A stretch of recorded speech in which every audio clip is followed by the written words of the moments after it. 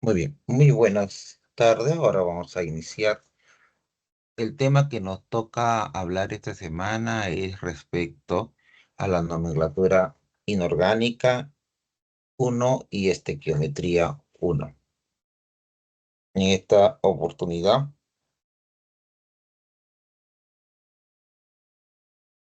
en esta oportunidad vamos, vamos a empezar con la nomenclatura de compuestos inorgánicos.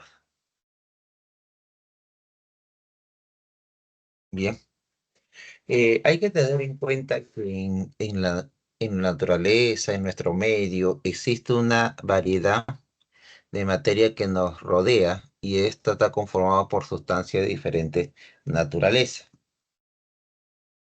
diferentes naturaleza.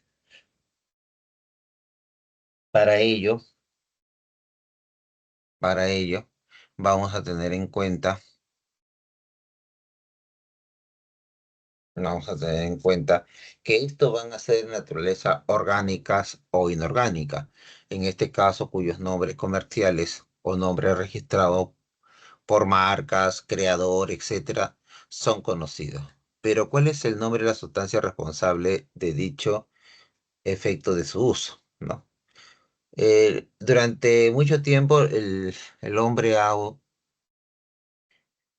ha determinado algún nombre en particular con respecto a lo que viene a ser la identificación de ciertos compuestos, pero hay que tener en cuenta que muchas veces estos nombres no siempre son los mismos cuando hablamos de sustancias muy, muy comunes.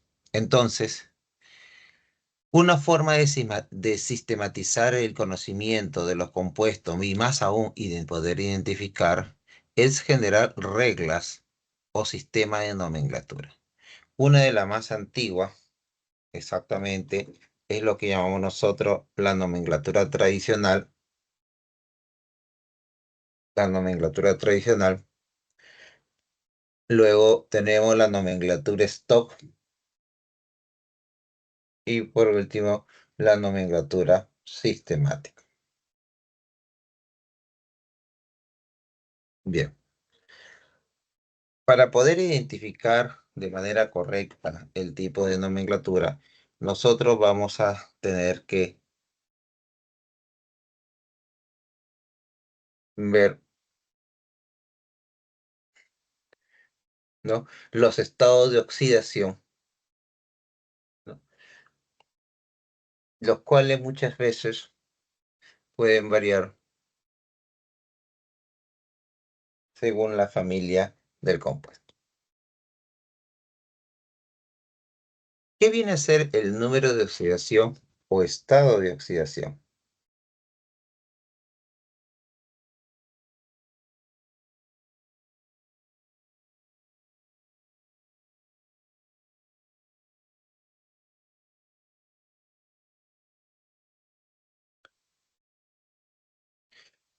El estado de oxidación es la carga neta o aparente que tienen los átomos al momento de combinarse y formar compuesto. Cuando digo nosotros carga neta, estamos hablando de que el compuesto va a adquirir o cada átomo se va a transformar en unas sustancias como por ejemplo un catión o un anión, debido a la electronegatividad que presenta el cloro con respecto al magnesio. El cloro, al tener mayor electronegatividad, prácticamente le va a sustraer los electrones del magnesio, haciendo que el magnesio presente un estado de oxidación +2. Y como el cloro está ganando esos electrones, el estado de oxidación -1. Entonces acá hablamos de carga neta. Y hablamos de carga aparente principalmente cuando el compuesto está conformado por enlaces de tipo covalente, donde no necesariamente alguien sustrae los electrones, sino más bien hay una mayor compartición. Pero debemos de tener en cuenta que estos átomos no tienen el mismo nivel de electronegatividad. Por ejemplo, la electronegatividad del nitrógeno es de 3, mientras que la electronegatividad de los hidrógenos es de 2,1. Al tener mayor electronegatividad el nitrógeno, entonces se le confiere, ¿no?, una carga aparente de -3 en comparación a los hidrógenos que tendrá una carga aparente de +1.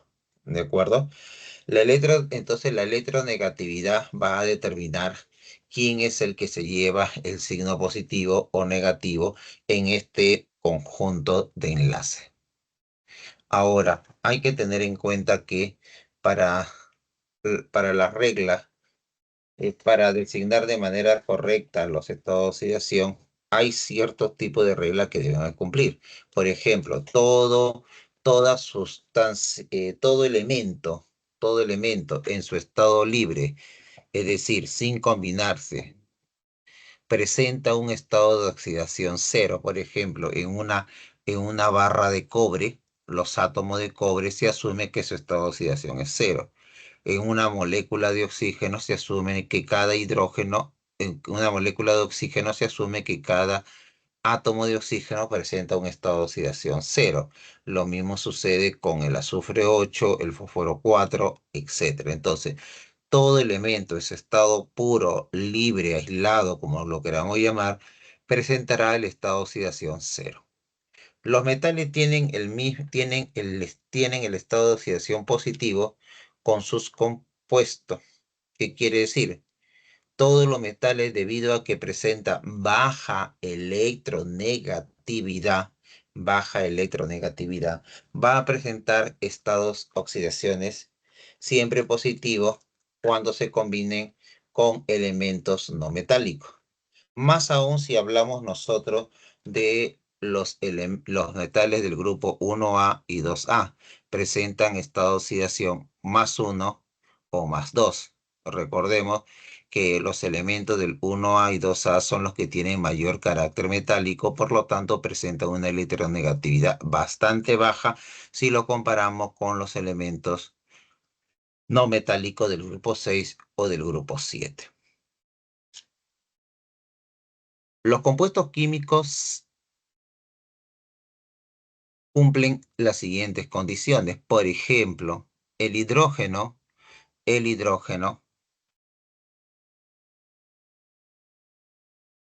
cuando se une a un no metal, siempre lo va a hacer con el estado de oxidación +1. Con este estado de oxidación va a poder formar los hidrácidos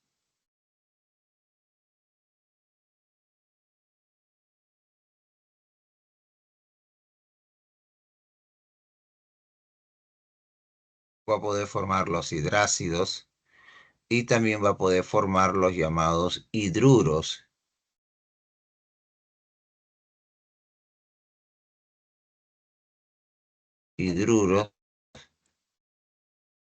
especiales.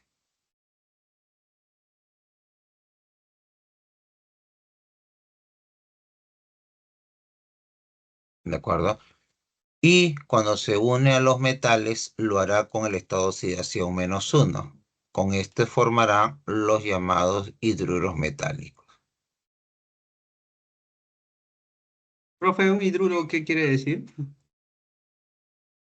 Bueno, los hidruros en términos general son compuestos que resulta de la combinación, sea de metal o no metal, con el hidrógeno. Acuérdate que en el caso de los metales,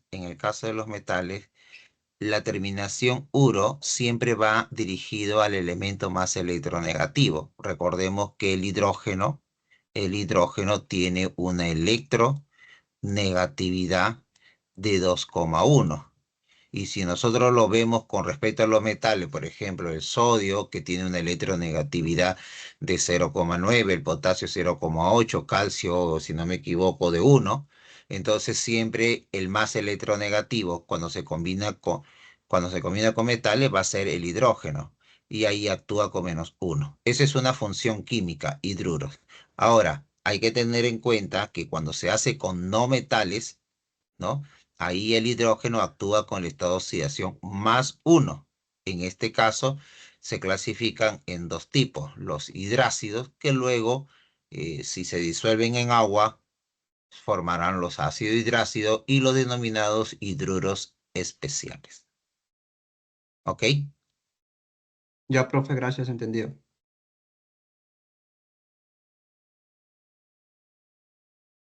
Muy bien. Y en el caso del oxígeno, el oxígeno generalmente actúa con el estado de oxidación -2. Con este estado de oxidación forma ácidos oxácidos, óxidos, anhidridos, hidróxidos, sales oxisales, ¿no? Es el estado de oxidación más común que expresa el oxígeno. Pero también expresa el estado de oxidación -1. Con esto forman los denominados peróxidos.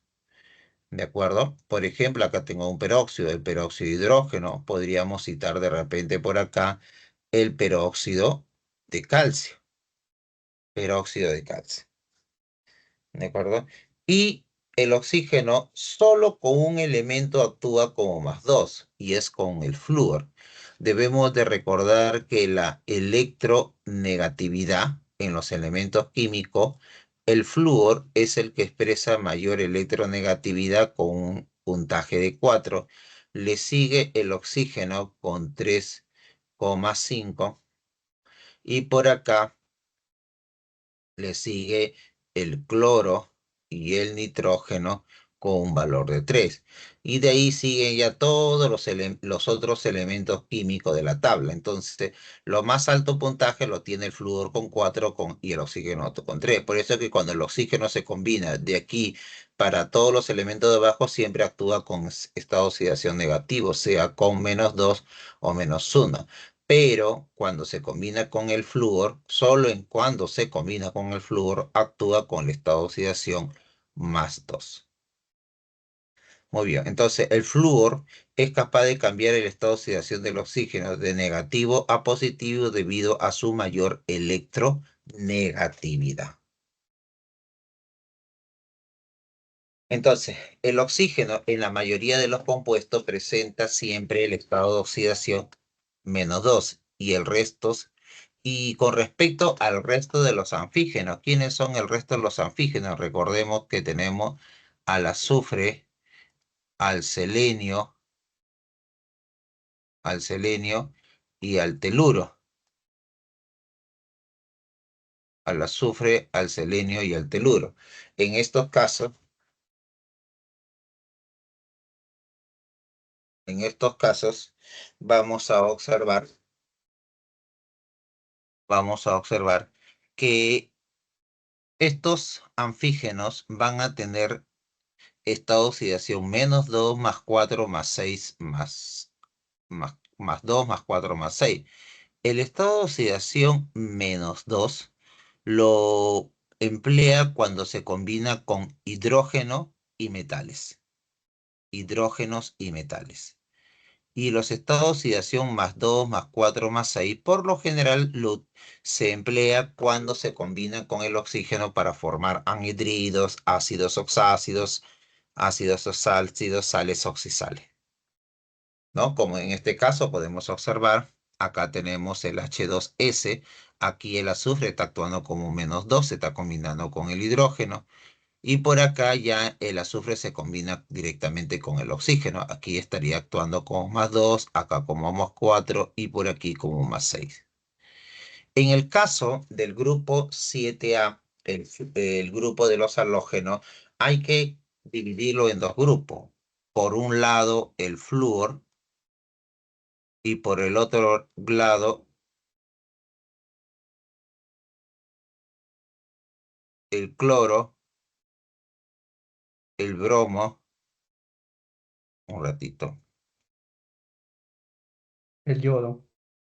sí, sí, sí, nada más que, y el yodo, el cloro, el bromo y el yodo.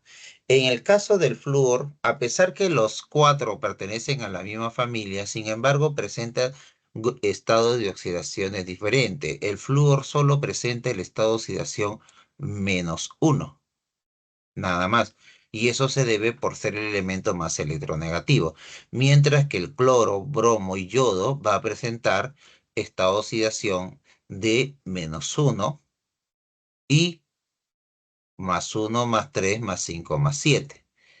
Al igual que el anterior de este grupo, el -1 lo emplea cuando se combina con el hidrógeno y metales, mientras que el +1, +3, +5, +7 lo utiliza cuando se combina con el oxígeno para formar anhidridos, para formar ácidos oxácidos, ácidos hidrácidos. ¿De acuerdo? Otra cosa que también debemos de tener en cuenta es que todo compuesto, sea de naturaleza iónica o de naturaleza molecular, es eléctricamente neutra, eléctricamente neutra. Por lo tanto, se cumple que la sumatoria de los estados de oxidación de los átomos que conforman la estructura o la fórmula es igual a cero. Cuando digo de los átomos, quiere decir que tenemos que tener en cuenta el grado de atomicidad que tiene cada elemento en la estructura. Por ejemplo, el nitrógeno uno, oxígeno 3. Debemos de considerar su grado de atomicidad. ¿De acuerdo? Entonces, teniendo en cuenta con el postulado que la sumatoria de los estados de oxidación es igual a cero, entonces sería +1 más X más 3 veces -2, que es el estado de oxidación del oxígeno por las tres moléculas, por las tres átomos, entonces esto es igual a cero. Entonces imaginemos que del nitrógeno no supiéramos, porque el nitrógeno tiene los estados de oxidación +1, +2, +3, +4 y +5. ¿Con cuál de todos ellos estaría trabajando el nitrógeno? Entonces despejamos y vemos que el nitrógeno está actuando con el estado de oxidación +5. ¿De acuerdo? En un ion poliatómico, en un ion poliatómico se cumple lo siguiente, que la sumatoria de los estados de oxidación va a ser igual a la carga del ion. Por ejemplo, este es el ion sulfato. Bueno, para hacerlo más preciso, en realidad paréntesis y superíndice con la carga -2, sabiendo que el oxígeno actúa con -2, por lo general, el azufre sea el estado de oxidación desconocido para este elemento, entonces sería X más 4 veces -2 es igual a la carga del ion, que en este caso es -2. Entonces aquí tendríamos un total de +6. Entonces aquí la carga del azufre o el estado de oxidación del azufre sería +6. A ver, otro ion poliatómico podría ser este de acá. Lo hicimos, bueno, por lo menos yo lo mencioné en clase la vez anterior. Este es el ion poliatómico llamado amonio, ¿no? Y yo quisiera saber cuál es el estado de oxidación con que está actuando el nitrógeno ahí. Sabemos que el hidrógeno, sabemos que el hidrógeno cuando se combina con un no metal actúa con el estado de oxidación +1. Imaginemos que este sea la incógnita, no supiéramos, y entonces sería X más 4 veces +1. Este es igual a +1. Muy bien, aquí sería +4 y pasa al otro lado como -4. -4 más 1. Entonces aquí el nitrógeno estaría actuando como -3. Aquí el nitrógeno estaría actuando como -3. ¿De acuerdo? Este es en el caso de los iones poliatómicos. Aquí les presento estados de oxidación de diferentes elementos, pero podríamos resaltar algunos, por ejemplo, en el caso del litio, en el caso del litio, sodio, potasio, rubidio, cesio, estos elementos metálicos pertenecen al grupo 1A de los llamados metales alcalinos y ellos van a actuar con el estado de oxidación más uno. La plata, coincidentemente, también tiene estado de oxidación más uno, pero no pertenece a esta familia. Acuérdense que la plata pertenece a la familia de los metales de acuñación, que vendría a ser el 1B.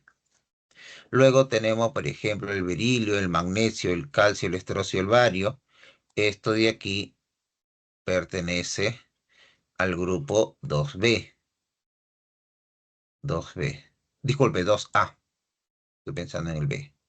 2A, los metales alcalinos tercios. El zinc, por ejemplo, también tiene el más 2, pero no pertenece a este grupo. El zinc pertenece al grupo 2B de la tabla. El aluminio pertenece al grupo 3A, el cobre al grupo 1B, los metales de acuñación, ¿no? Que comparten el mismo número de estado de oxidación que el mercurio, más 1 más 2.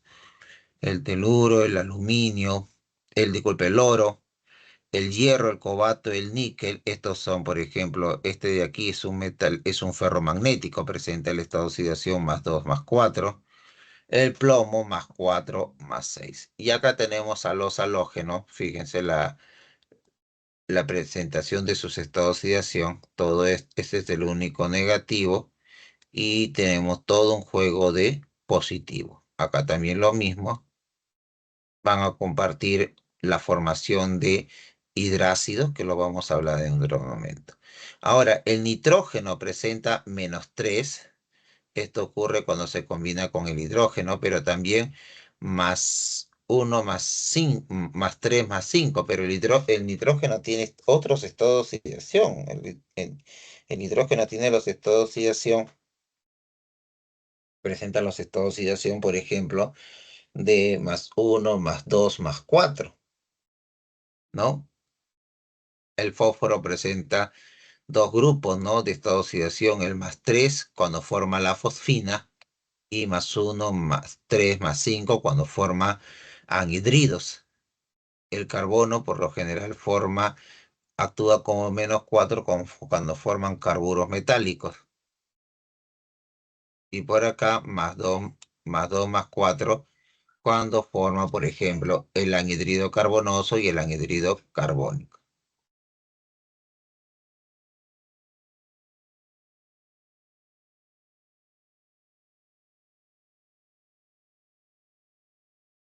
Ya. Nomenclatura, vamos a dejar por un lado los estados de oxidación, pero hay que tener en cuenta que para los sistemas de nomenclatura lo vamos a tener que volver a recordar. Con respecto a la nomenclatura común o tradicional, si un elemento tiene un solo estado de oxidación, por lo general se le nombra con el nombre del elemento o también se le puede nombrar con la terminación ico. Por ejemplo, este de aquí es el óxido de litio o también llamado óxido lítico. Óxido lítico.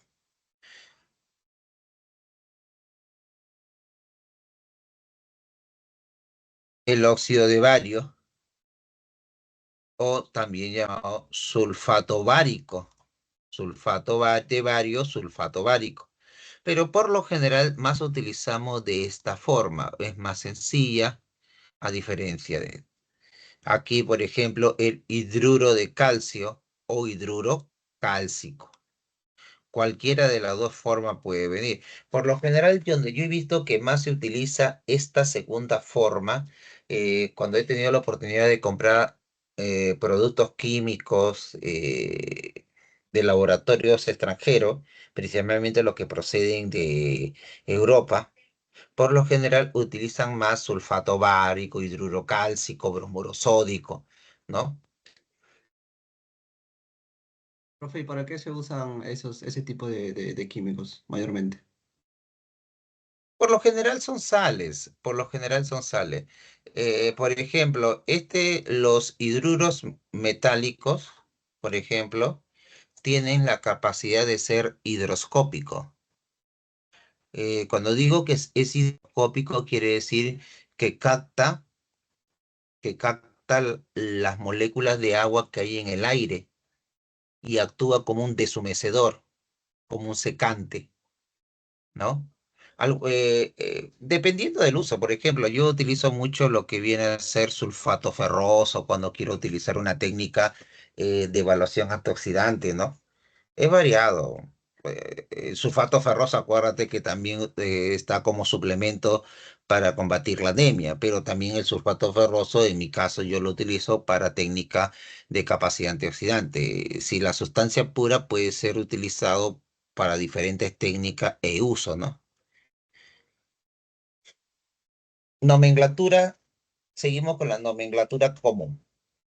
Si el elemento tiene Si el elemento tiene dos estados de oxidación, por ejemplo, el cobre tiene los estados de oxidación +1 y +2, ¿no? Ahí tenemos el óxido cuproso, el óxido cúprico.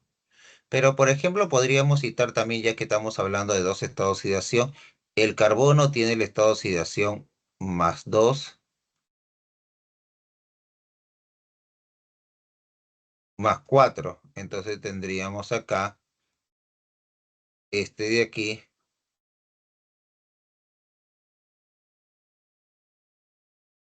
¿Ya? Esta formaría este compuesto. Aquí el carbono está actuando como +2. Entonces, como estamos en la nomenclatura común o tradicional, a esto yo no le puedo llamar, a esto yo no le puedo llamar óxido, porque es un no metal. Esto se denomina en la nomenclatura común anhidrido.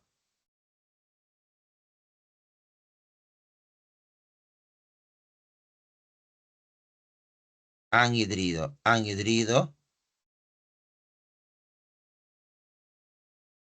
carbonoso. Anhidrido carbonoso. Y acá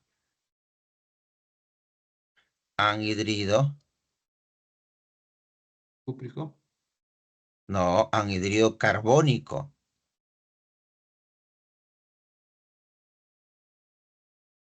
Anhidrido carbónico. Tenemos el anhidrido carbonoso y el anhidrido carbónico.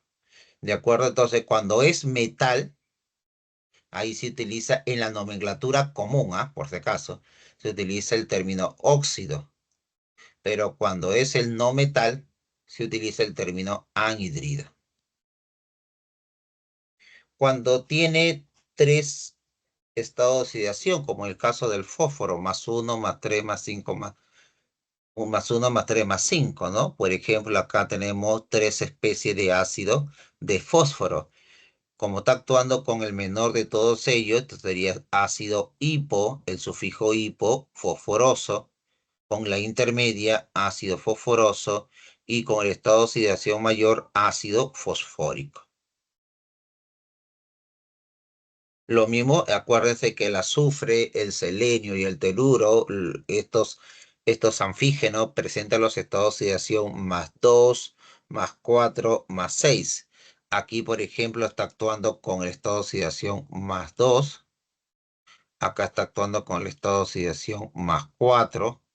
Y por último, estado de oxidación +6. Aquí sería el anhidrido hiposulfuroso, anhidrido hiposulfuroso, anhidrido sulfuroso y anhidrido sulfúrico. ¿Ok? Sí, profe. Y, y cuando presenta cuatro estados de oxidación, acá ya se tiene que utilizar dos sufijos y dos prefijos. Los sufijos oso-ico y los prefijos hipo y per. Bueno, en algunos libros también dice hiper o también per, ¿no? Cualquiera de los dos. Es Entonces, por igual, ¿no, ejemplo, profe? O sea, no se sí, hace problema, ¿no? Sí, porque yo no, había no, escuchado con hiper he visto. claro, hiper o per, ¿no? Cualquiera de los dos. No, para el menor de todos ellos, hipocloroso, para la intermedia, solo cloroso, para la intermedia mayor, ácido clórico y el más alto, perclórico. Pero, por ejemplo, mira, en el caso del manganeso, ellos forman ácidos, ácidos oxácidos con 3 estados de oxidación, más 4, más 6, más 7, ¿no? Con 3 estados de oxidación puede formar ácidos oxácidos. Por ejemplo, yo te pregunto, ¿cuál es el estado de oxidación con que actúa el manganeso en este ácido? En este ácido. Sería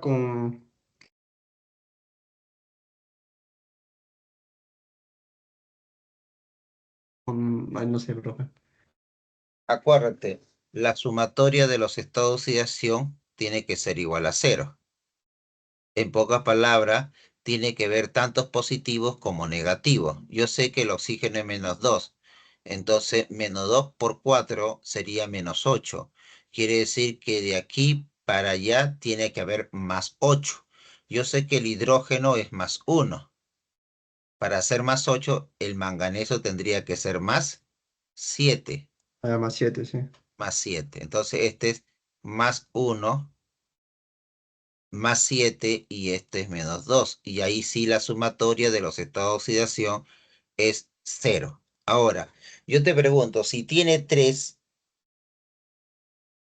y acá en este ácido está trabajando con +7, ¿cómo sería su nombre? Yo te doy la alternativa.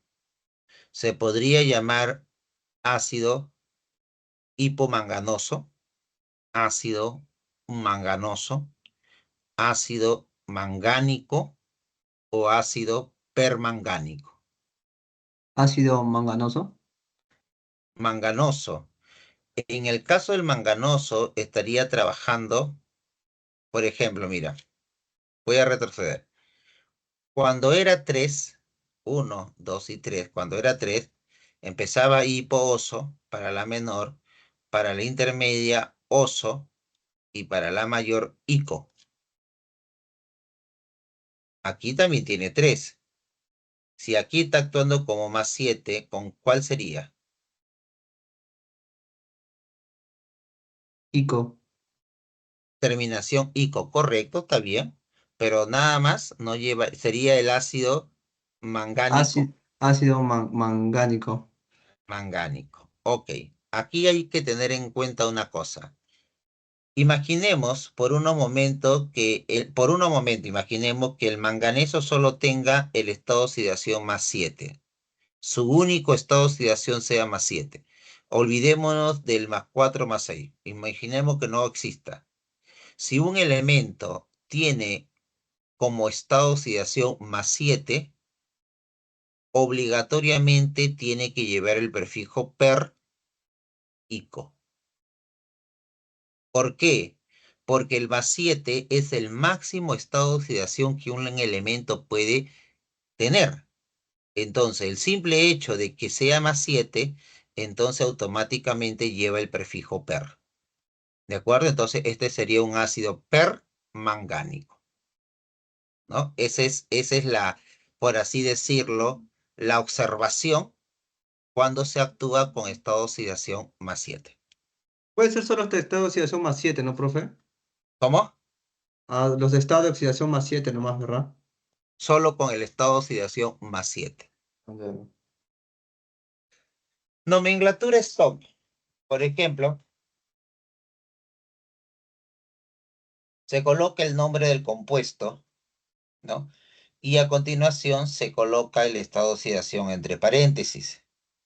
Ahí tenemos, por ejemplo, el hierro acá está actuando con el estado de oxidación +2 y sería el óxido de hierro 2. Acá el hierro está actuando con el estado de oxidación +3, sería el óxido de hierro 3. Por ejemplo, este de aquí,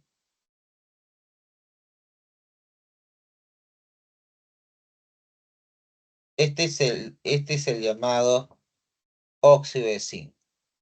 ¿Cuál sería su nombre? A ver, yo te voy a escribir dos nombres.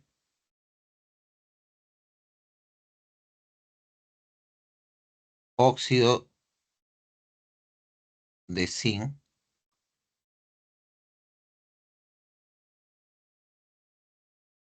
óxido de zinc. Ay, chu. Ya está. Óxido de zinc, 2, o óxido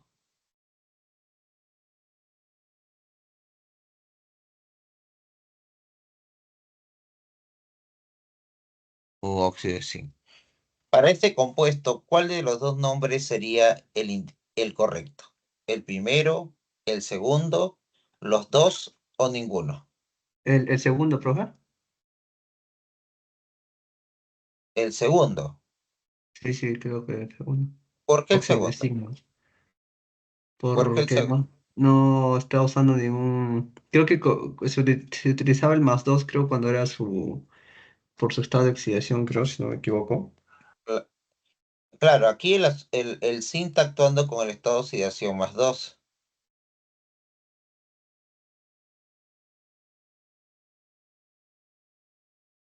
¿Y el segundo está mal?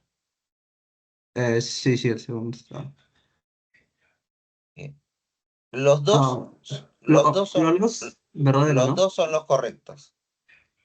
¿Por qué motivo? Porque en Eh, la nomenclatura stock indica cuando el elemento solo tiene un estado de oxidación, el número en romano se puede obviar. Se puede obviar. El zinc solo tiene un único estado de oxidación, que es el más 2. Al tener un único estado de oxidación, que es el más 2, entonces se puede obviar colocar el número en romano y sería óxido de zinc. ¿De acuerdo? sí, sí, profe, sí. Muy bien. La nomenclatura sistemática. En el caso de la nomenclatura sistemática, se nombran los elementos previo indicación de prefijo según su grado de atomicidad. Por ejemplo, vamos a tener que se puede emplear los prefijos mono, que por lo general se suprime, di, ti, treta, petra, hexa, hecta, en, etc. Ahora, ahora, aquí tenemos el óxido de hierro, pero también lo puedo utilizar como monóxido de hierro, lo cual es correcto también, ¿ah? Hasta inclusive puede ser monóxido de monohierro, es correcto, pero por lo general el prefijo mono se suprime. Acá sería un trióxido de dihierro. Bien,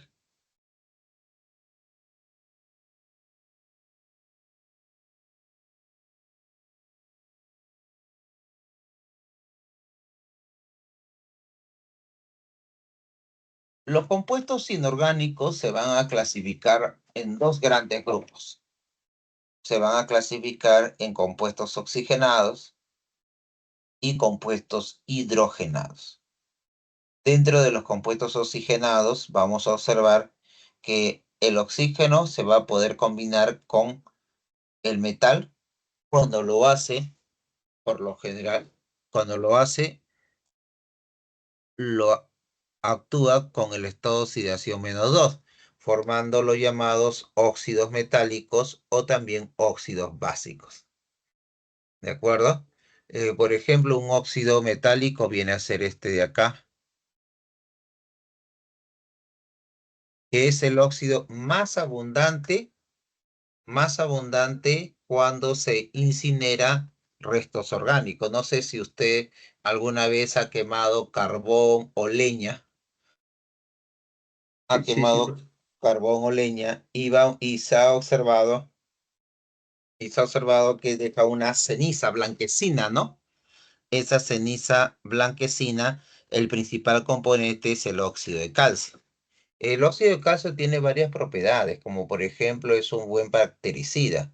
En la época colonial, cuando se tenía la costumbre de enterrar a los muertos dentro de las iglesias y las iglesias quedaban dentro de la ciudad, había siempre el riesgo de epidemia. Entonces, para evitar eso, lo que hacían era al cadáver rociarle bastante óxido de calcio, o también se le conoce como cal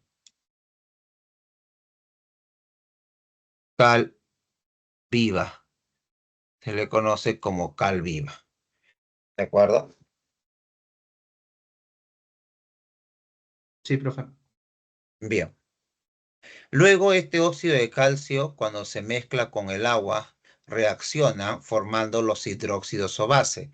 Se le dice base porque en soluciones acuosas marca un pH mayor a 7, mayor a 7. Por ejemplo, acá yo tengo el hidróxido de calcio, y disculpe, el óxido de calcio que va a reaccionar con el agua,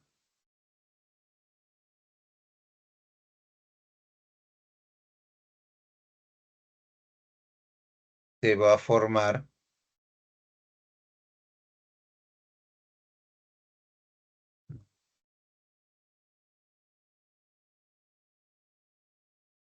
el hidróxido de calcio, o también llamado cal apagada.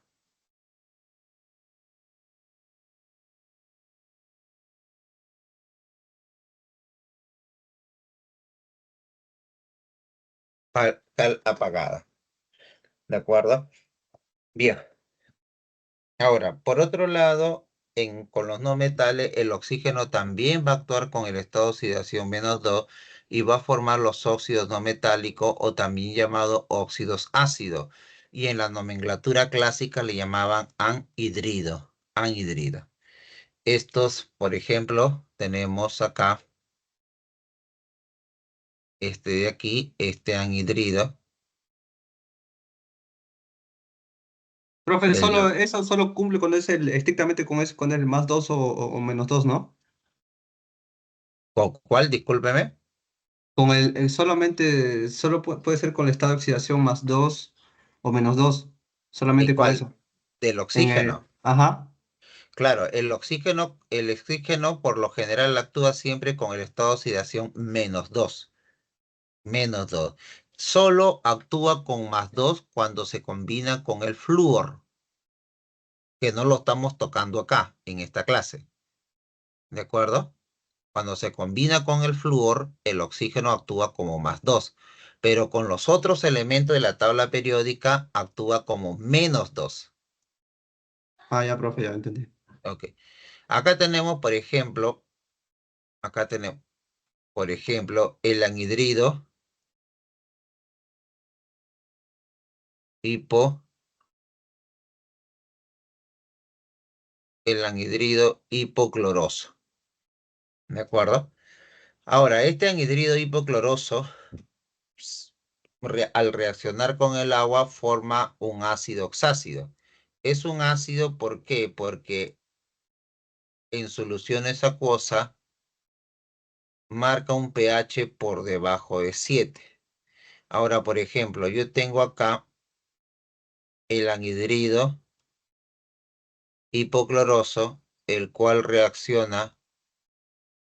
con el agua, reacciona con el agua y no va a formar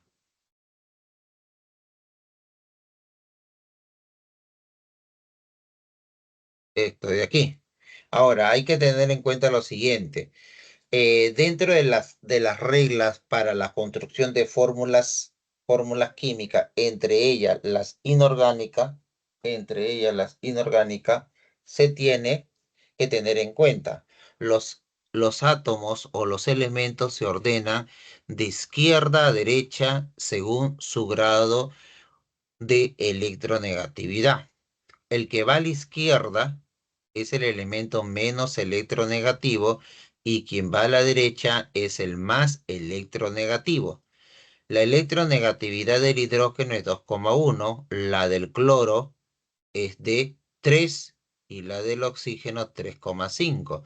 Entonces, estos elementos en la fórmula se han ordenado de menor a mayor según su electronegatividad. Esa es la regla para la presentación de una fórmula inorgánica. ¿De acuerdo?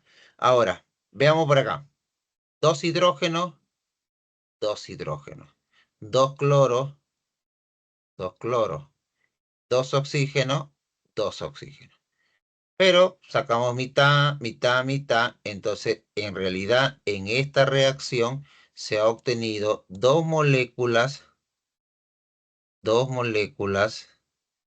de ácido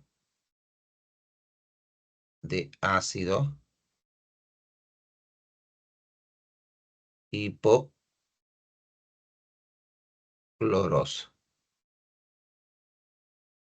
Dos moléculas de ácido hipocloroso.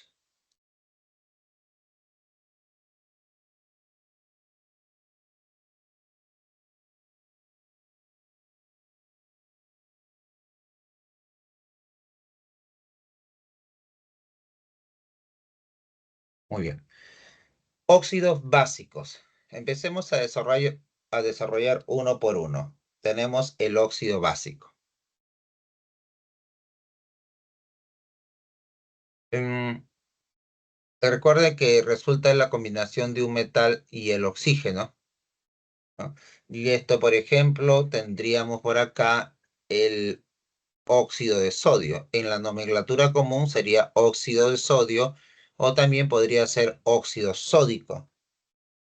Óxido sódico. Un ratito, por favor. Ok, profe.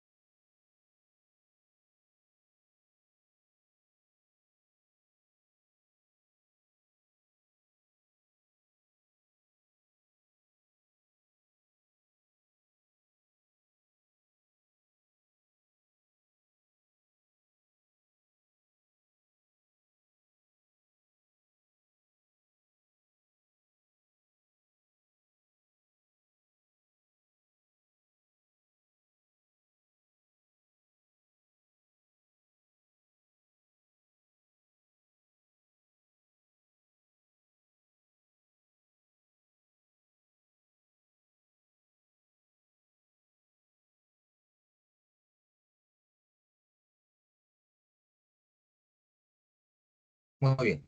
Continuamos. En la nomenclatura stock sería óxido de sodio o también podría ser óxido de sodio 1 y en la nomenclatura sistemática óxido de disodio o inclusive podría ser monóxido de disodio.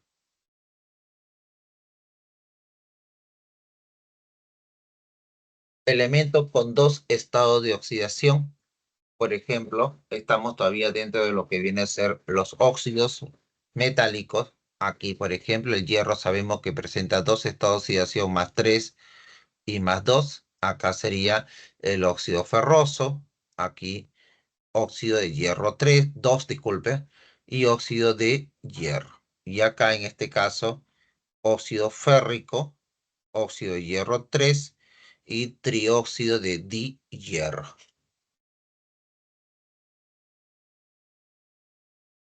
En el caso de los hidróxidos, recordemos que el pH en soluciones acuosas que ellos expresan es mayor a 7, mayor a 7.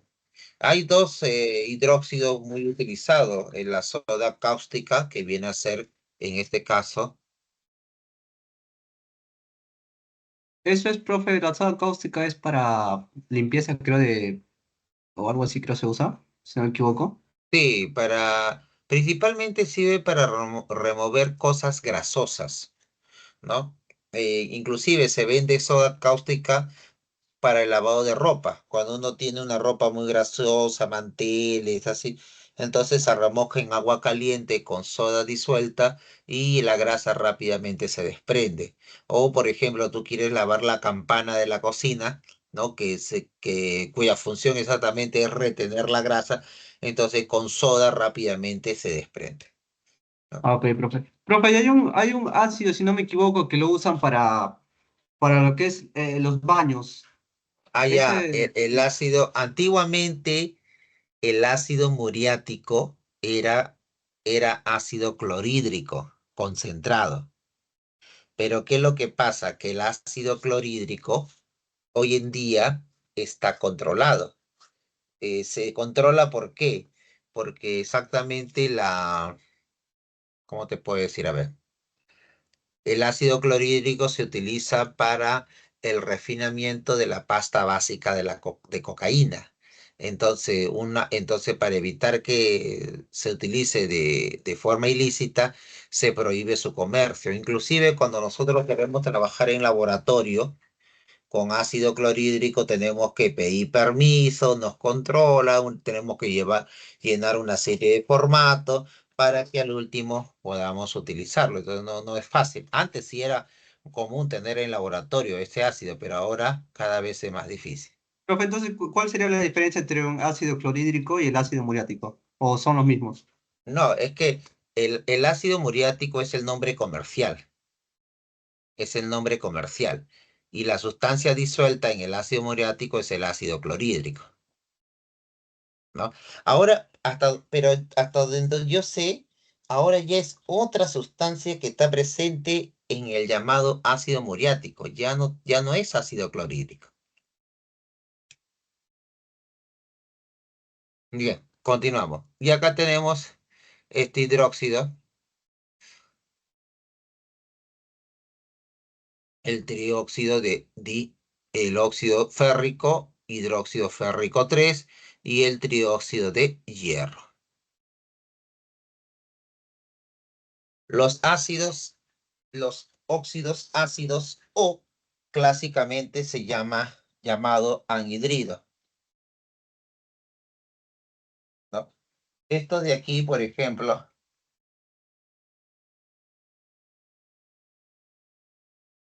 esto de aquí, por ejemplo,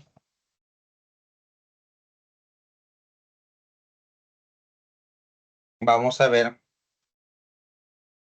que bueno, aquí solo estamos utilizando el ejemplo de dos estados de oxidación del azufre, más 4 más 6, pero recordemos que el azufre presenta los estados de oxidación más 2 más 4 más 6. En este caso estamos utilizando el más 4 y más 6. Para el primero, su nombre común es anhidrido sulfuroso. Su nombre es óxido de azufre 4, ¿no? Es el estado de oxidación. Y el nombre sistemático dióxido de azufre. Para el otro, anhidrido sulfúrico, ya está actuando con el estado de oxidación mayor de todo, óxido de azufre 6 o trióxido de azufre. Acuérdate que en la nomenclatura stock, los óxidos no metálicos se le conoce con el término genérico anhidrido. Acá lo mismo para el cloro, otro ejemplo. Acá recordemos que el cloro presenta 4 estados de oxidación cuando se combina con el oxígeno, +1, +3, +5, +7. En este caso, estamos presentando solo 2 estados de oxidación, el +1, el +1 y el +7.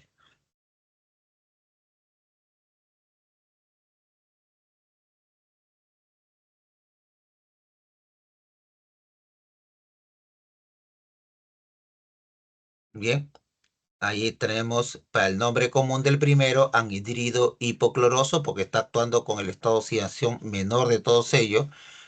El óxido de cloro 1 y el óxido de dicloro.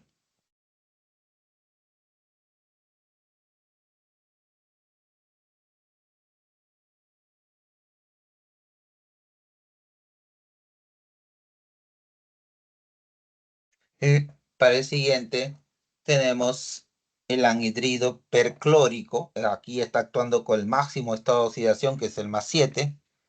El óxido de cloro, el óxido de cloro 7 y el heptaóxido de dicloro. Acá tenemos el ácido sulfúrico, ¿no?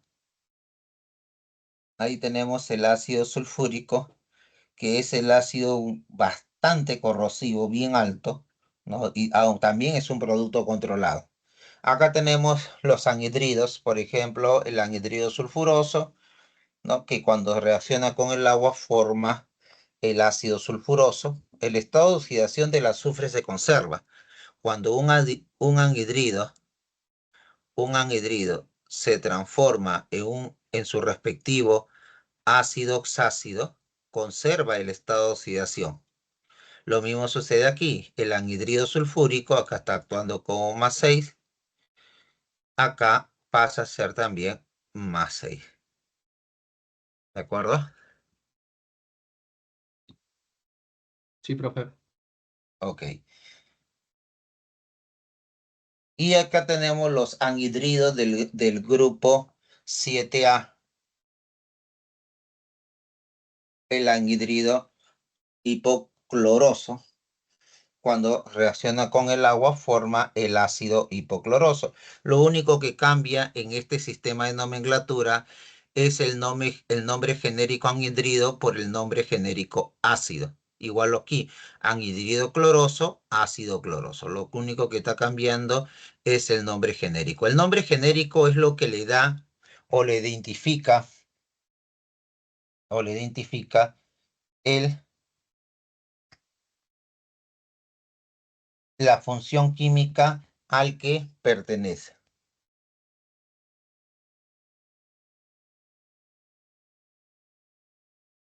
Y luego tenemos por ahí el anhidrido clórico, el ácido clórico y el anhidrido perclórico, el ácido perclórico.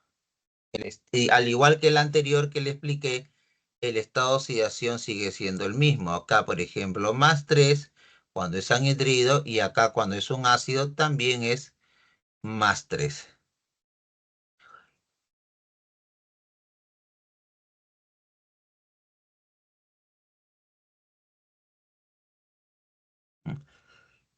Muy bien, la sal oxisal. Profe, Sí, y en el caso, cuando es, por ejemplo, del caso de la lejía que viene con el sodio y oxígeno, también si no me equivoco, la, ¿eso la, cuál lej- sería su nombre? O sea, sí. la lejía. Justo empezamos sales oxisales.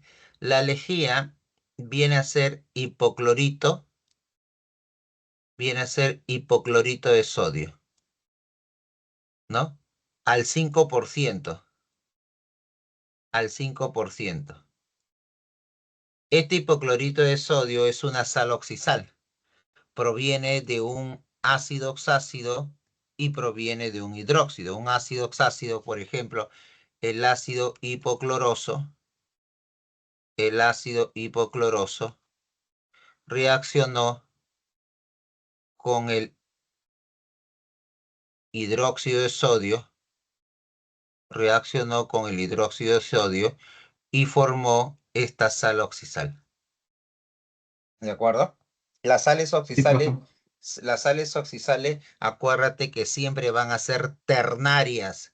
Cuando decimos ternaria, quiere decir que va a estar conformada por tres elementos distintos. En este caso, sodio, cloro y oxígeno. Siempre en una sal oxisal va a estar presente el oxígeno. A diferencia de otra sal, como por ejemplo la sal aloidea, no está presente el oxígeno. Muy bien. Para los ácidos oxácido, la terminación oso es cambiada por ito, ¿no? Y la terminación ico es cambiado por ato. También hay que tener en cuenta el grado de ionización. Por ejemplo, eh, hay ácidos que son capaces de liberar dos protones o tres protones y hay ácido que tan solo libera un protón.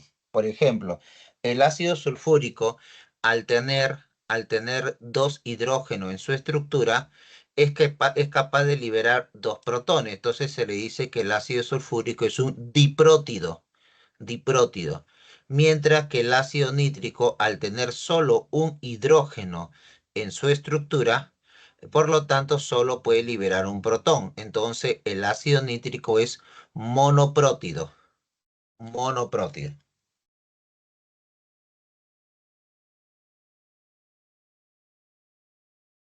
Y acá tenemos un listado de oxoaniones que sirve bastante para formar, que sirve bastante para formar compuestos oxisales. Por ejemplo, los más comunes, carbonato, sulfato, nitrato, hipoclorito, perclorato, fosfato y por acá faltó uno, este de aquí,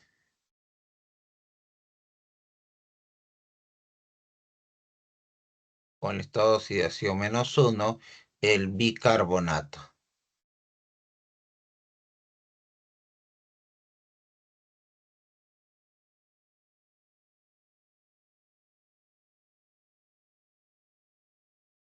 Bicarbonato.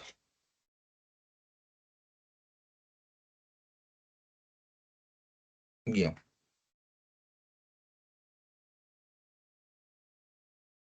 Por ejemplo, yo tengo el ácido hipocloroso. Cuando este ácido hipocloroso reacciona con el hidróxido para convertirse en una sal, al convertirse en una sal, la palabra ácido se suprime y la terminación oso cambia por ito. Entonces sería un hipoclorito de sodio. ¿De acuerdo? Acá yo tengo, por ejemplo, ácido carbónico. Y este es el hidróxido férrico. Acá el hierro está actuando con el estado de oxidación +3. Cuando ambos reacciona y forma la sal oxisal respectiva, se suprime la palabra ácido y el carbónico, la terminación ico, cambia por ato. Ato sería un carbonato, ¿de acuerdo?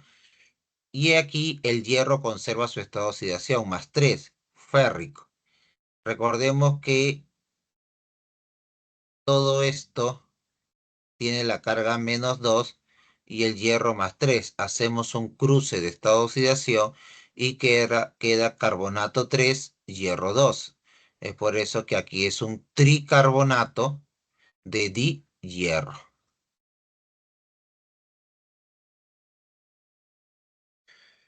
En este caso, nosotros hemos formado sal oxisal a partir, a partir de un ácido oxácido y de un hidróxido. De un ácido oxácido y de un hidróxido. También hay que tener en cuenta,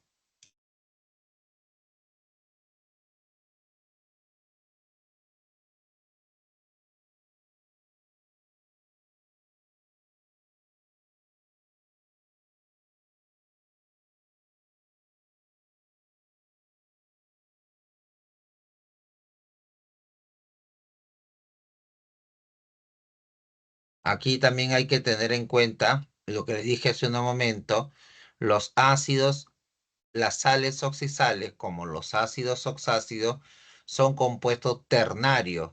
Tiene uno, dos, tres elementos diferentes. Uno, dos, tres elementos. Lo que yo espero encontrar en una sal oxisal y en un ácido oxácido es la presencia de oxígeno. Ahora, existe otra forma de obtener sales oxisales.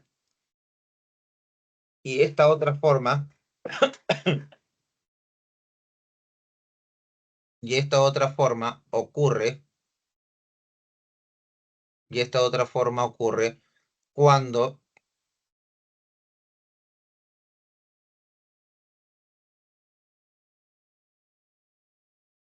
cuando un metal directamente reacciona con el ácido oxácido. Un metal directamente reacciona con el ácido oxácido. Tenemos aquí, por ejemplo, el zinc al reaccionar con el ácido sulfúrico se convierte en una sal oxisal sulfato de zinc.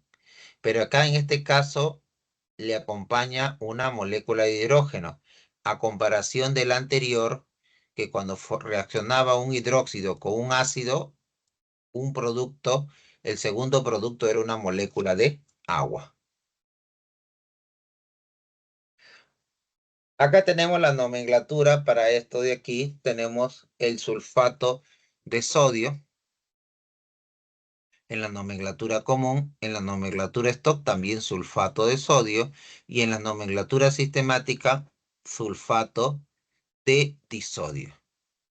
En este caso de aquí, clorato plúmbico, clorato plúmbico, clorato de plomo 4 y tetraclorato de plomo.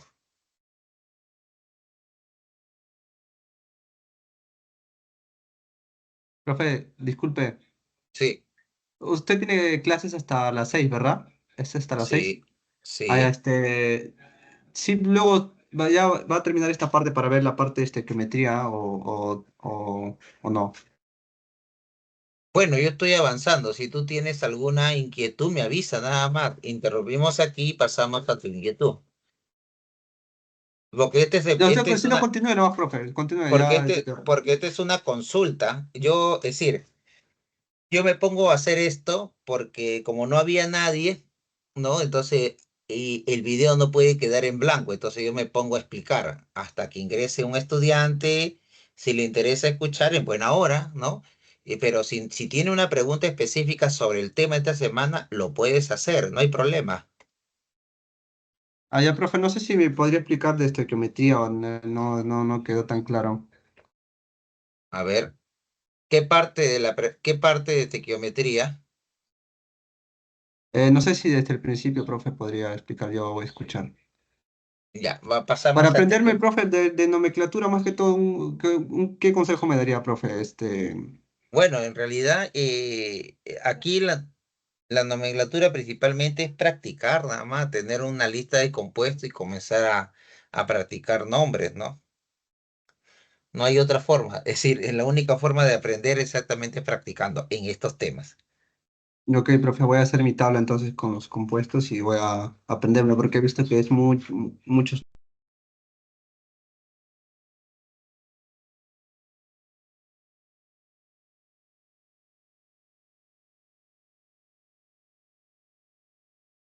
A, a aprender los nombres específicos de cada uno, pucha, ¿qué tiempo vas a necesitar? Vas a un montón. Pero si te aprendes las reglas, ¿no? Cuando se utiliza, ¿cómo se llama? Hito, acto, por ejemplo, cuando se utiliza el prefijo per, ¿no? Entonces, es preferible aprenderse las reglas y no tanto los nombres específicos. Los nombres ya salen con la aplicación de la regla. Ah, claro, claro. Ya, profe, ok, Ajá. muchas gracias. Ya igual Ya. ya he apuntado y tomado captura de lo que usted ha explicado. Continúe, profe. Ok.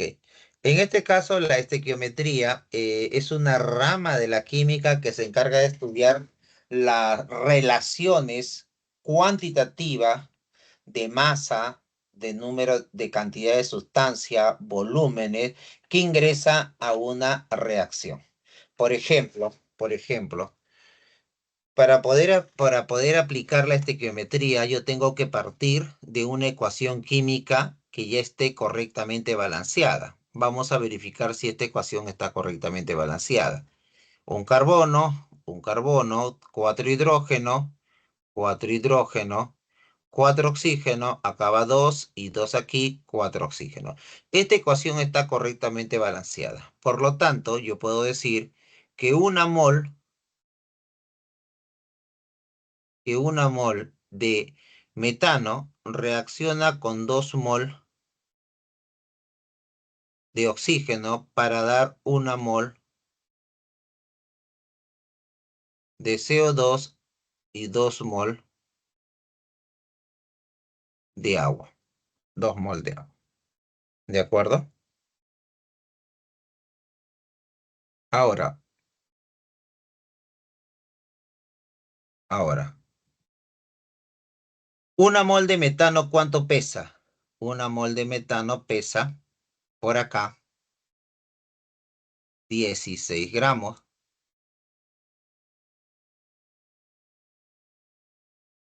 2 moles de oxígeno pesa. Cada átomo de oxígeno pesa 16. En una molécula sería 32. Pero como son 2 moles, sería 64 gramos. Y Ese dato acá, del peso siempre lo dan en las preguntas, ¿no? sí, sí, los pesos atómicos por lo general damos en la pregunta. Ah, ok, profe. Acá, por ejemplo, el CO2, cada oxígeno pesa 16 por 2, 32 más 12, 44. En- 44. Entre masa atómica y peso atómico, ¿hay una distinción o son iguales? Porque he visto que esos conceptos lo utilizan para referirse casi siempre a lo mismo. Masa atómica con peso atómico. La masa atómica es igual que el peso atómico. Lo vamos a ver dentro de un momento.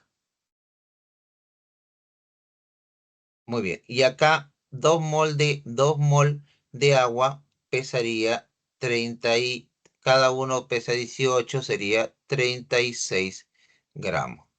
Entonces, la ventaja de establecer relaciones cuantitativas tanto en cantidad de sustancia y masa es que tú puedes proponer equivalencia. Por ejemplo, yo puedo decir que una mol de metano, ¿no? Me produce 44 gramos de CO2. Esta es una equivalencia o proporción. O también puedo decir que 64 gramos de oxígeno en esta reacción me va a producir 36 gramos de agua.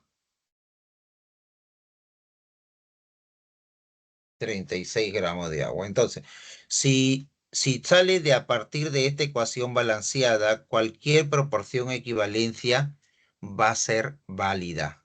Va a ser válida. Y esto te va a permitir de repente transformar una cantidad de metano en cantidad de CO2 o en cantidades de agua. ¿De acuerdo? Por eso dice que aquí que estudia las relaciones cuantitativas de masa, volúmenes y número de moles. Ahora, unidad de la cantidad de sustancia. El mol viene a ser la unidad de la cantidad de sustancia que ya ustedes saben, que ya tú sabes que es una magnitud básica o fundamental, que es una medida equivalente a 6,022 por 10 a la 23 partículas de una determinada sustancia. Estas pueden ser átomos, moléculas, unidades de fórmula, iones, electrones, etc. Ese valor de 6,022 por 10 a la 23 es el valor del número de Avogadro. Una mol de átomo, por ejemplo, una mol de átomo de hidrógeno contiene 6 por 10 a la 23 átomos. Acuérdense que un mol, su valor numérico es 6 por 10 a la 23. Entonces, al decir una mol de átomo de hidrógeno, es lo mismo decir 6 por 10 a la 23 átomos de hidrógeno. Por ejemplo, una mol de electrones contiene 6 por 10 a la 23 electrones. En esta sustancia de naturaleza covalente o molecular, por ejemplo, si observas la fórmula, un azufre, 3 oxígenos, una mol de este anhidrido sulfúrico contiene 6 por 10 a la 23 moléculas de anhidrido sulfúrico,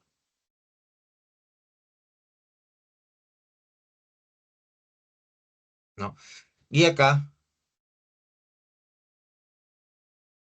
una mol de átomo, en una mol de este anhidrido hay una mol de átomo de azufre. Si hay una mol de átomo de azufre, entonces hay 6 por 10 a la 23 átomos de azufre. Y en la fórmula podemos observar también que en una mol de este anhidrido hay 3 mol de átomo de oxígeno. Por lo tanto, habría 18 por 10 a la 23 átomos de oxígeno. O corremos la coma decimal de aquí a acá, 1,8 por 10 a la 24 átomos de oxígeno.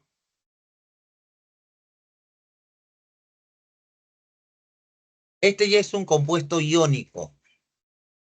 Y los compuestos iónicos está conformado por un catión, que en este caso es el calcio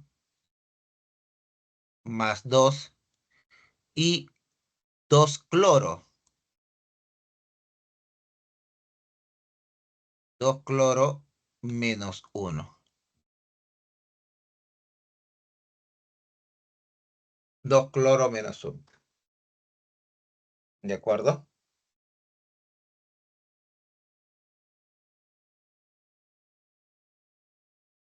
Vamos a ver. Ahora, cuando hablamos de compuestos iónicos, como los compuestos iónicos no forman moléculas, esta representación, esta fórmula de aquí, nosotros lo vamos a llamar unidad fórmula. Porque recordemos, los compuestos iónicos no forman moléculas. ¿De acuerdo? A diferencia del anterior,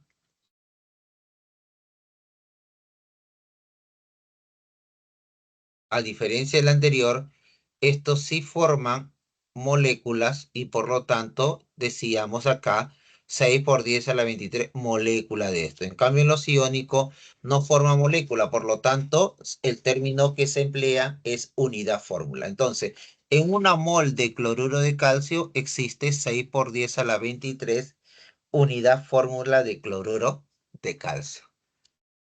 Ahora, si tú observas acá, en esta unidad fórmula solo hay un calcio. Entonces, en una mol de cloruro de calcio hay una mol de ion de calcio.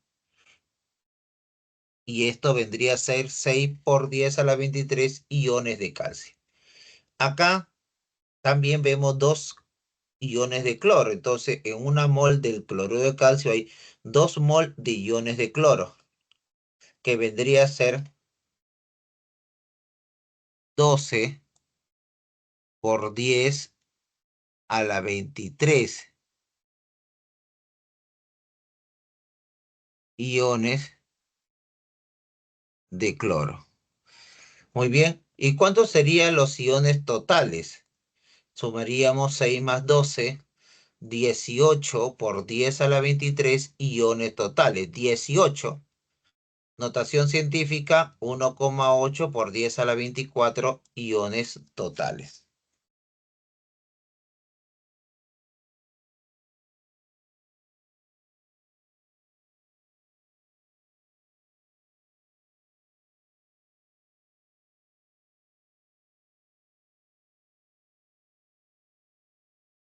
Muy bien.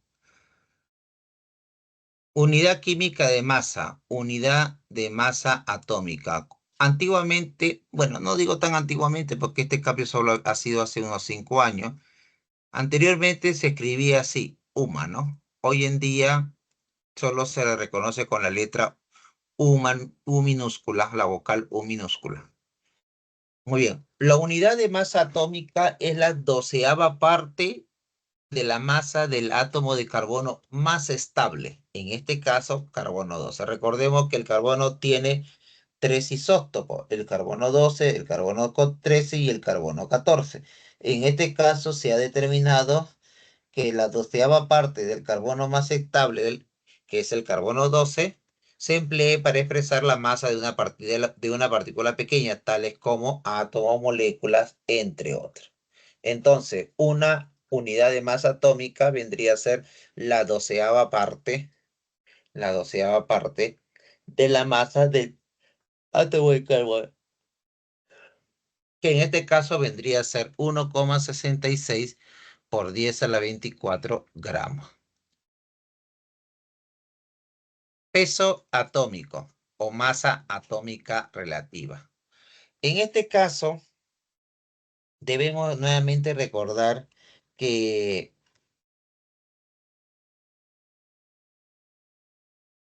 nuevamente recordar que los elementos, por lo general, están constituidos por isótopos.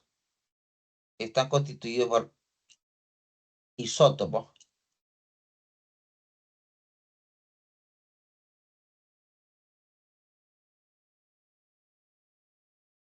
Y estos isótopos tienen, ya ustedes saben, un número de masa diferente. Un número de masa diferente. ¿De acuerdo? Entonces, para sacar una más, por ejemplo, a ver, vamos a buscar, aunque esto lo hemos hecho en clase anterior, pero no está de más recordar. Vamos a buscar acá en San Google unos datos que me pueden servir como ejercicio.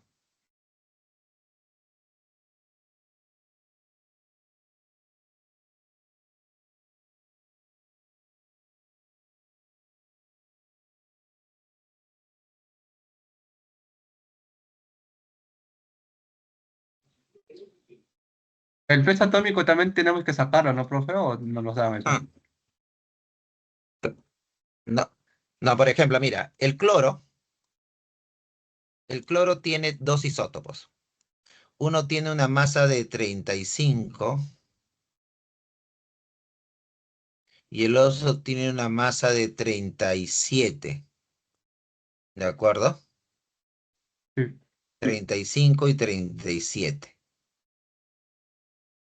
Ahora, la masa de 35, la masa de 35 abunda en la naturaleza en un 75,7%. Ya, bueno, como es un ejercicio, vamos a trabajar con valores aproximados. ¿Ya? Imaginemos que está presente en un 76%. 76%. Y el 37, el que tiene masa 37, está presente en un 24%. Entonces, cuando un elemento tiene dos isótopos o más, ¿cuál de las masas yo voy a utilizar como representativa del elemento? Utilizaré el que tiene mayor masa, pero que existe menos en la naturaleza. Utilizaré el que tiene menor masa, pero que está presente en mayor abundancia. ¿El de mayor Entonces, abundancia, profe? no. Cuando yo tengo isótopo, lo correcto es sacar un promedio. pero no un promedio aritmético simple, sino un promedio ponderado. Entonces, la masa atómica va a ser igual a 35 por su porcentaje de existencia, 76, más 37 por su porcentaje de existencia, 24, dividido entre la sumatoria de los porcentajes de existencia, 76 más 24.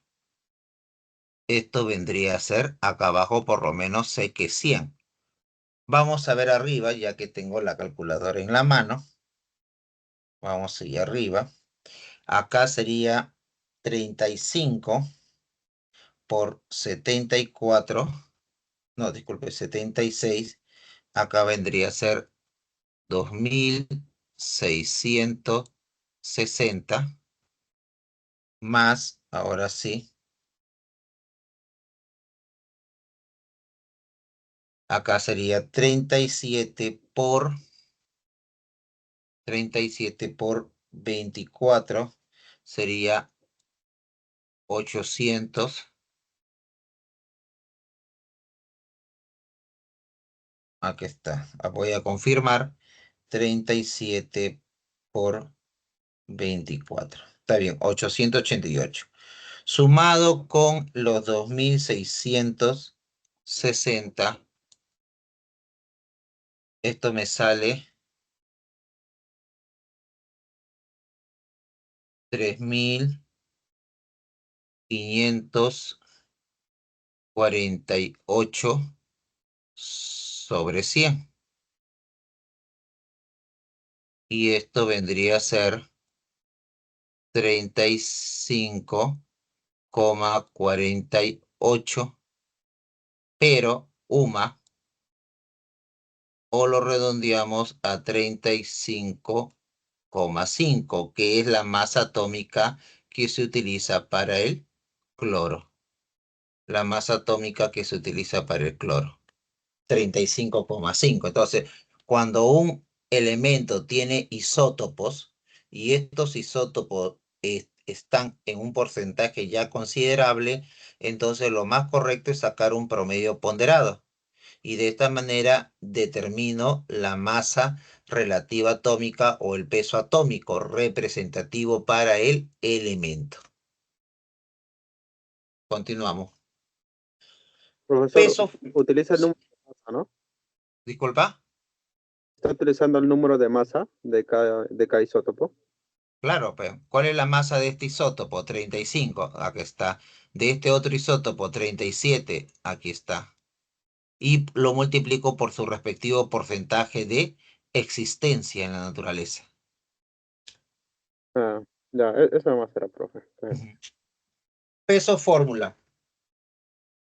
Es la suma de los pesos atómicos de los elementos que participan en la fórmula, tomado tantas veces como se indique en ella. Por ejemplo, el hidróxido de calcio. En esta fórmula yo tengo solo un calcio, tengo 2 oxígenos y 2 hidrógenos. Entonces, para hallar el peso atómico, para hallar el peso fórmula, tengo que determinar el peso atómico del calcio, que en este 4 es 40 UMA, 2 veces el peso atómico del oxígeno, cada oxígeno pesa 16 UMA, y 2 veces el peso atómico del hidrógeno, que sabemos que el hidrógeno pesa 1 UMA. Entonces sería 40 del calcio, 2 veces 16 del oxígeno y 2 veces 1 del hidrógeno. Sumando todo esto me sale 74. Entonces el peso fórmula del hidróxido de calcio es 74 UMA, unidad de masa atómica. Ahora, masa molar. ¿A qué llamamos nosotros masa molar? Llamamos masa molar, llamamos masa molar a la expresión en gramo de una mol de sustancia, el cual numéricamente es igual a la masa fórmula, La unidad de la masa molar La unidad de la masa molar es gramos mol. Una mol de una sustancia pesa tantos gramos. Por ejemplo, una mol de carbono pesa 12 gramos de carbono. Entonces, la masa molar es 12 gramos mol. Una mol del hidrógeno pesa 2 gramos. Cada hidrógeno pesa 1, pesa 2 gramos. Entonces, una masa molar de hidrógeno es 2 gramos mol. Por ejemplo, una masa molar de la unidad fórmula cloruro de magnesio viene a ser 95 gramos. Entonces, la masa molar de esta unidad fórmula es 95 gramos mol.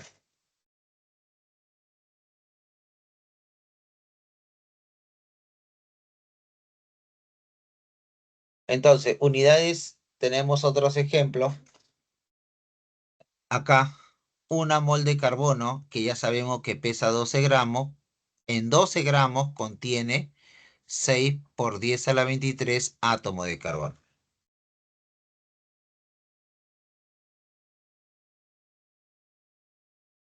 Una mol de hidrógeno, una mol de hidrógeno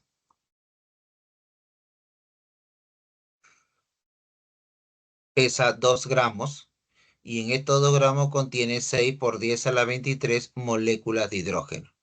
Ahora, molécula de hidrógeno. Acordemos que una molécula tiene 2 átomos de hidrógeno y si lo llevo en átomo de hidrógeno sería 12 por 10 a la 23. Notación científica 1,2 por 10 a la 24. Y cuando hablamos de compuestos iónicos, como en este caso, una mol de cloruro de magnesio pesa 95 gramos de cloruro de magnesio y esto contiene 6 por 10 a la 23 unidad fórmula de cloruro de magnesio. Ahora, si nosotros observamos acá hay 3 iones. Tengo un magnesio más 2 y tengo 2 cloro menos 1. Menos 1. Entonces tengo un total de 3 mol de iones, uno de magnesio y 2 de cloro. Ahora, a partir de esta unidad fórmula, yo digo que en una mol de cloruro de magnesio tengo 6 por 10 a la 23 iones de magnesio y 12 por 10 a la 23 iones de cloro. ¿Por qué el doble? Porque en la estructura, o por más que la estructura, en la fórmula me indica que por cada magnesio hay 2 cloro. Por cada magnesio hay 2 cloro.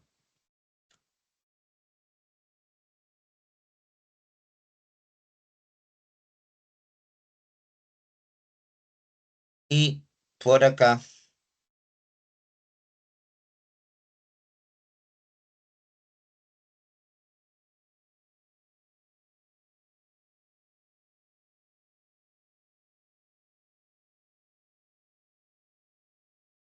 un ratito, por favor.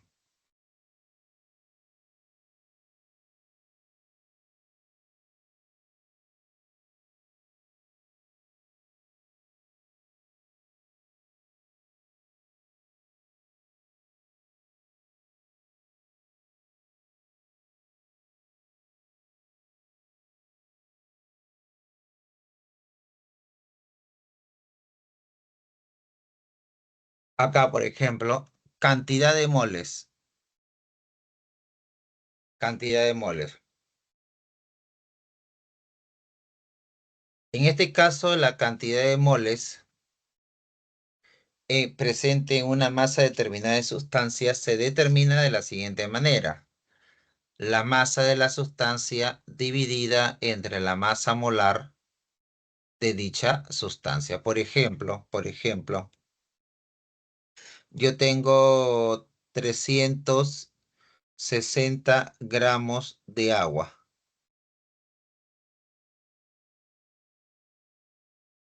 360 gramos de agua. Y yo quiero saber cuántas moles de agua habrá acá. Muy bien, entonces yo tengo que decir, la masa molar del agua, ¿cuánto es? ¿Cuánto es la masa molar del agua? 16 más 2, 18. 18 gramos mol. Esa es la masa molar del agua. Entonces, para hallar el número de moles en esta masa de agua, yo tengo 360 gramos de agua. A esto yo le voy a dividir 18 gramos mol. Gramos 20. se cancela, 20. Entonces tengo 20 moles. ¿De acuerdo? Entonces, en 360 gramos de agua tengo 20 moles de agua. 20 moles de agua.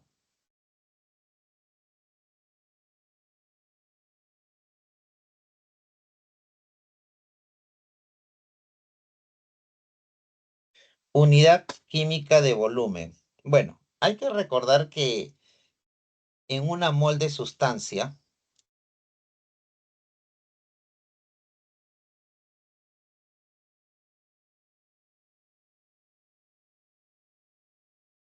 en una mol de sustancia de cualquier gas ideal, una mol de sustancia de cualquier gas ideal, a condiciones normales ocupa un volumen.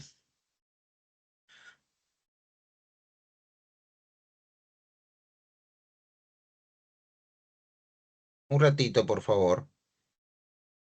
Ya, profe.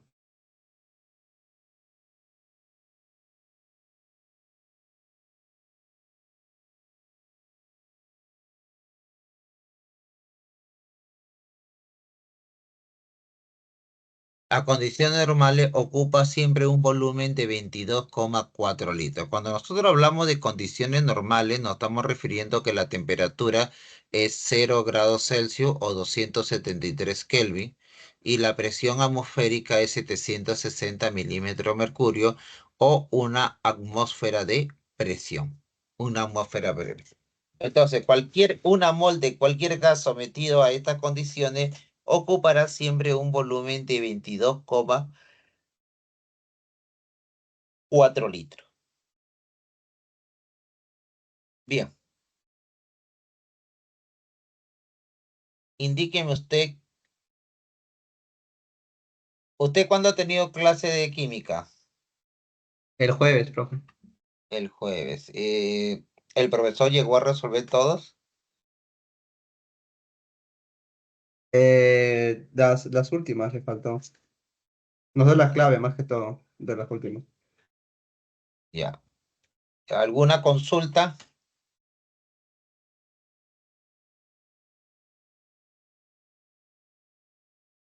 De la 8, profe, del, De la 8 yo le he resuelto. ¿Dónde está? Ratito.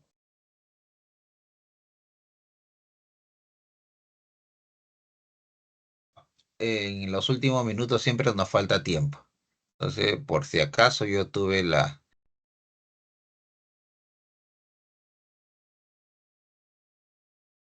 sulfato férrico nona hidratado, ojo, cuando dice sulfato férrico nona hidratado se refiere a esta sustancia. Todo esto es una sustancia, ¿ya? Un compuesto químico de gran importancia debido a las propiedades coagulantes y floculantes. Su propiedad para formar enlaces con el agua le confieren la estructura cristalina única y presenta una variedad de aplicaciones. Con respecto, acá te dan la masa con que vas a trabajar. Con respecto a 1224 gramos de dicho compuesto, se está hablando de la sal nona hidratado, de todo esto. Seleccione la alternativa incorrecta. Me están dando los pesos molares de cada átomo, del hierro, del magnesio, aunque de esto no lo necesitamos, ¿ah? No, del azufre, del oxígeno y del hidrógeno. Ahora, yo tengo que ver si todos estos son, ¿quién es el incorrecto? Pero para poder nosotros determinar esto, entonces, muchachos, lo que tenemos que hacer es primero hallar la masa molar de dicha sustancia. Acuérdense que esta sustancia tiene 2 hierro, tiene 3 sulfato y 9 moléculas de agua. ¿De acuerdo? Acá lo tenemos. Entonces, cada hierro pesa 56 por 2 que hay en la fórmula, más cada azufre pesa 32 y son 3 azufres. Ahí está.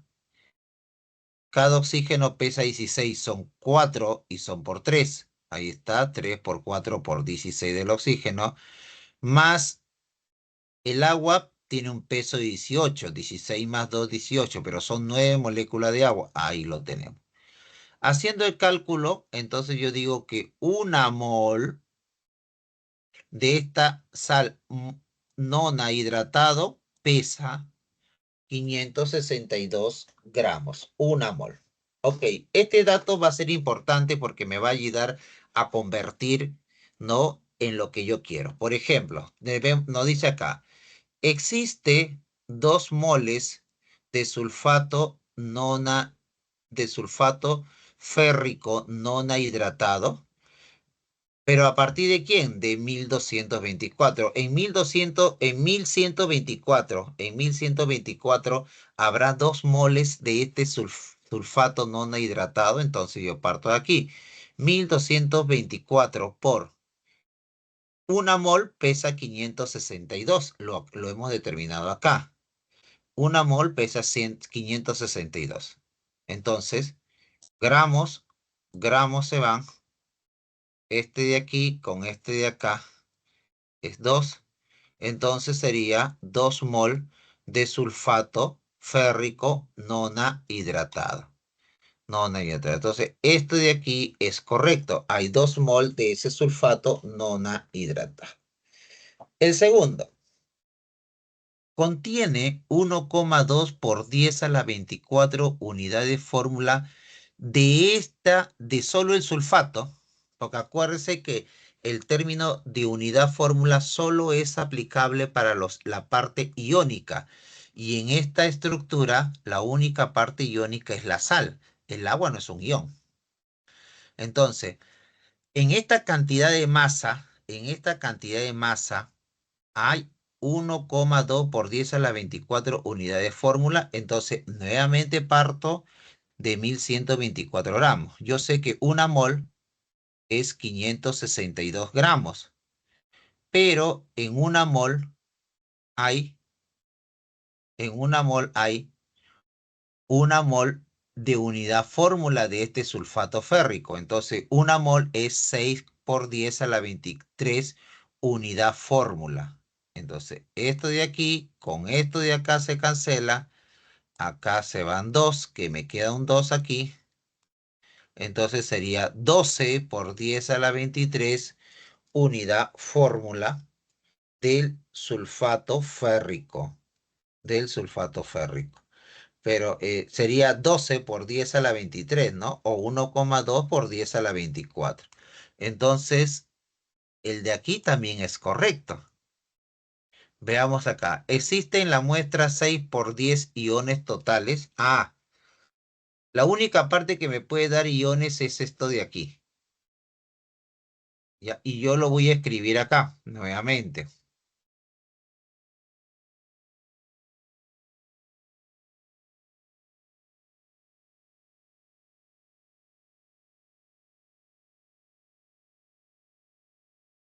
Ya. En esta fórmula hay 2 tipos de iones, el hierro más 3 y el sulfato menos 2. Pero yo tengo 2 hierro más 3 y 3 sulfato, 3 sulfato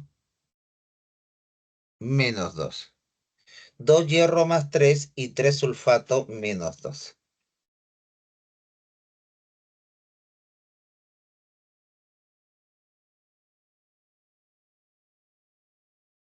¿De acuerdo?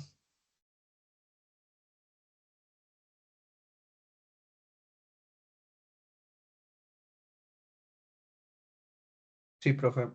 Bien. Ahora, con esta información voy a pasar a resolver la C. ¿De acuerdo? Entonces, yo tengo 1124 gramos y un mol pesa 562 gramos. Pero en una mol, yo tengo 2 moles de hierro más 3.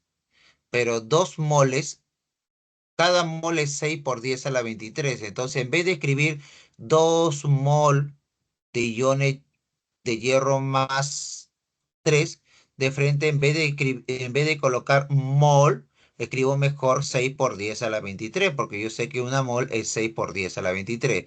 Más ahora la parte sulfato, son 3 mol de sulfato, pero cada mol es 6 por 10 a la 23. En vez de escribir mol, escribo 6 por 10 a la 23. Entonces yo tengo acá 10 acá yo tengo 12 por 10 a la 23. Acá tengo 18 por 10 a la 23. Entonces hace 30 por 10 a la 23. Todavía no terminamos acá, por si acaso. Todo esto y todo esto queda 2 arriba. 2 por 30 sería 60. 60 por 10 a la 23. Corriendo la coma decimal, 6 por 10 a la 24 iones totales. Entonces, esto es correcto.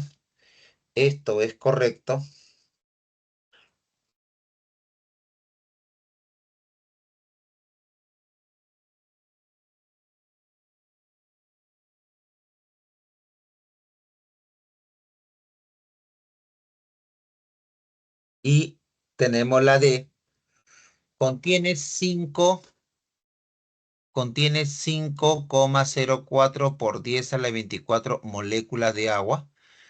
Si ustedes observan, en una mol de esta estructura hay 9 moléculas, 9 mol de agua.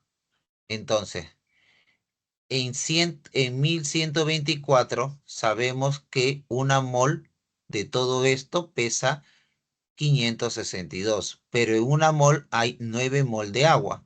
Vamos cancelando unidades. Ahora, acá yo tengo 9 mol de agua. Yo sé que una mol es 6 por 10 a la 23 moléculas de agua. Entonces, esto de aquí con esto de acá se cancela. Sabemos que aquí y acá me sale un 2. Y aquí sería 2 por 6, 12. 12 por 9, 108. 108 por 10 a la 23. 10 a la 23 moléculas de agua. Notación científica sería 1,08 por 10 a la 25. 1,08 por 10 a la 25 moléculas de agua. Y sin embargo, acá me dice que 5,04. Entonces, este es el incorrecto. El incorrecto. Profe, ¿Sí? ¿y hay alguna manera así como para no, o sea, porque por ejemplo, esta pregunta, si nos viniera en el examen o una pregunta similar, se demoraría bastante, creo yo, Ah, pero sí, sí, no sé sí. si hay una forma para hacerlo rápido, No, así. es una observación que también me lo hicieron los alumnos en la mañana. Eh, en el, e- una cosa son los ejercicios que se hacen en clase, que por lo general, debido al apretado del tema, en una pregunta tenemos que abordar varias cosas. Acá se está tocando varias cosas, que fácilmente Claro. cada alternativa podría ser una pregunta, que fácilmente, ¿no? Podría ser cada alternativa puede ser una pregunta. En un examen no tanto es así. En un examen, como te digo, es más conciso. Por lo tanto, en un examen fácilmente una alternativa sería la pregunta. No te asustes que tengo porque eh, dentro de los exámenes hay cierto tipo de indicaciones que un alumno tiene que resolver cada pregunta en un tiempo de aproximadamente minuto y medio. Ese es el tiempo que un estudiante debe de resolver las preguntas. Minuto y medio, a lo mucho 2 minutos. Si cada uno de ellos me estoy demorando casi más de 2 minutos, imagínate, 2, 4, 6, 8, 10. No te preocupes, en un examen no va a venir tanto así.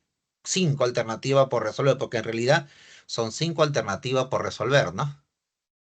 Que tienes que resolver.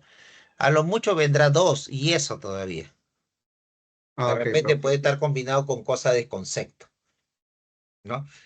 Y el último, ya para cerrar, la E presenta 324 gramos presenta 324 gramos de agua.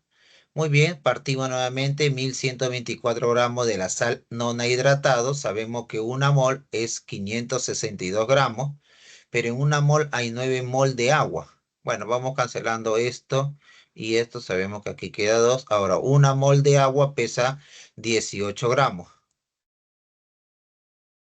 Y acá sería 18 por 18, 324 gramos de agua. Entonces, este sí es correcto.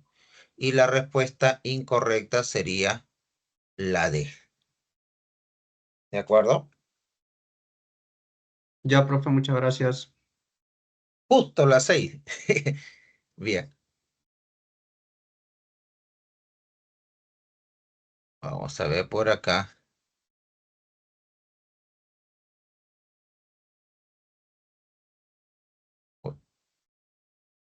Ah, aquí está.